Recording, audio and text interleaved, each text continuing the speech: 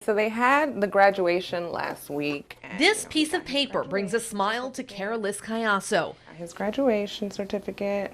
Then there's this one, framed on the wall. And he also got an award for most improved writing. I have two boys. The oldest one is Jason, the youngest is Daniel. The youngest was diagnosed with autism at 18 months. The single mom of two has her hands full. She admits sometimes it's hard to find extra time for studying between work, meals, bath time, and other day-to-day duties. But thanks to Florida's VPK program, her oldest son, 4-year-old Jason, gets the extra classroom attention he needs here at Loving Arms Kiddie Academy. What's that? Fox. Fox. Like so many other young children, this was the first time Jason experienced a classroom setting. He's grown a lot. You know, he's more mature in the sense of him knowing stuff. In Florida, VPK is offered free to families. It's a learning tool to prepare children for grade school. Depend on these teachers to, teach our children and, get them prepared for the real world. And with VPK, it does all that. So when Carolys heard Jason's school was failing and put on probation with the state, she was upset. But she says the blame shouldn't be on the teachers. She believes the problem is with the system the state is using to test children.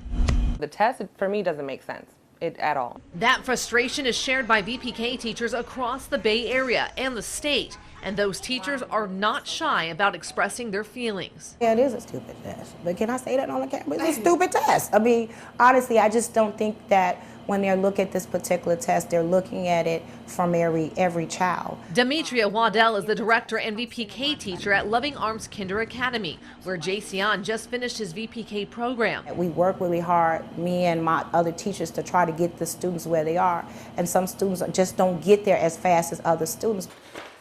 Point to the bird that comes out at night and says, woo, woo. Martine Jaramillo is the director of the VPK program at Little House Kinder Learning Center in Tampa. Like Demetria, he says he sees improvements in his students every day. Point to the big animal with the long trunk. Seeing results like these make Martine proud. He says it also proves children in his program are prepared for kindergarten when they leave. You did good. High five. But the State Department of Education disagrees. Both Little House Kinder Learning Center and Loving Arms Kinder Academy are among 544 VPK programs put on probation across Florida. A VPK provider is put on probation if 60% or more of their class does not pass the kindergarten readiness test. I'm surprised because the way we teach them over here are more is educational. It is mandatory for VPK teachers in Florida to give students a VPK assessment twice a year, one at the beginning of the program and one at the end of the program. According to the Florida Department of Education, the Florida VPK assessment is individually administered using a flip book with the teacher recording the child's responses. I do the first AP1, and then I can see 90% of my children are just below expectations. And the last one, which we did last week, most of the children, they're just not only meeting the expectations, but exceeding the expectations. Martine and Demetria say they are seeing progress in their classrooms, but that progress isn't translating over to the kindergarten readiness test. In 2018, 47% of Florida's children failed the test. In 2017, that number was slightly lower, with 46% of students failing. I think the frustration comes in that we have 1 year to try to put everything into a child.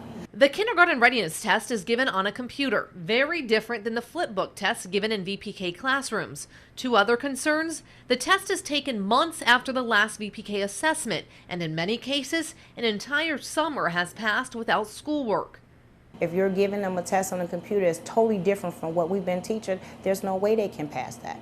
Between 2014 and 2016, Florida VPK programs used an observation-based tool to test students, and the test was administered by the teacher, not online. The state changed the way kindergarteners were assessed in fall 2017. Leaders signed a deal for a $400 million system called the Star Early Literacy Assessment. This changed the way children are tested from that observation-style test to using an online system. That contract runs through January 2021. $400 million.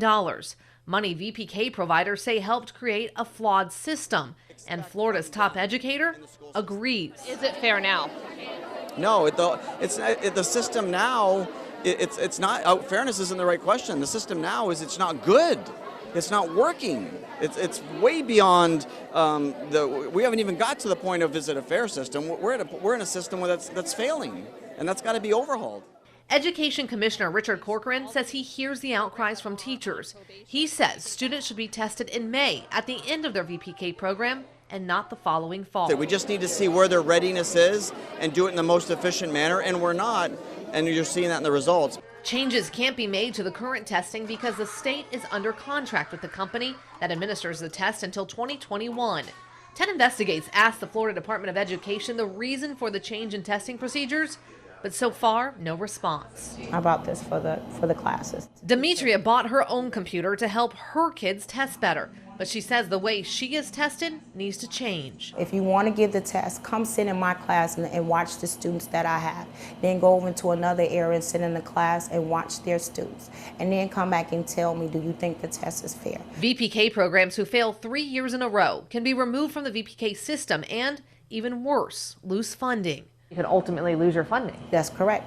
That is totally correct. Is that fair? No, that's not fair at all. Demetria says if that happens, she'll likely have to shut down. What number is that? And without these programs, Kara Liss says dozens of children and communities like hers will have nowhere to go. Without a program, I'd have to be a stay-at-home mom in the books with my kids all the time, which, I mean, I don't mind, but of course, you know, mothers and business owners, people that have jobs, they're busy.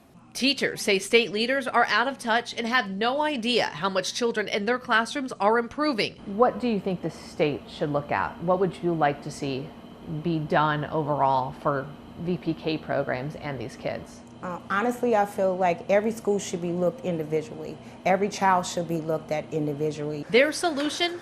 Test each child independently, exactly as they are taught in their VPK classrooms.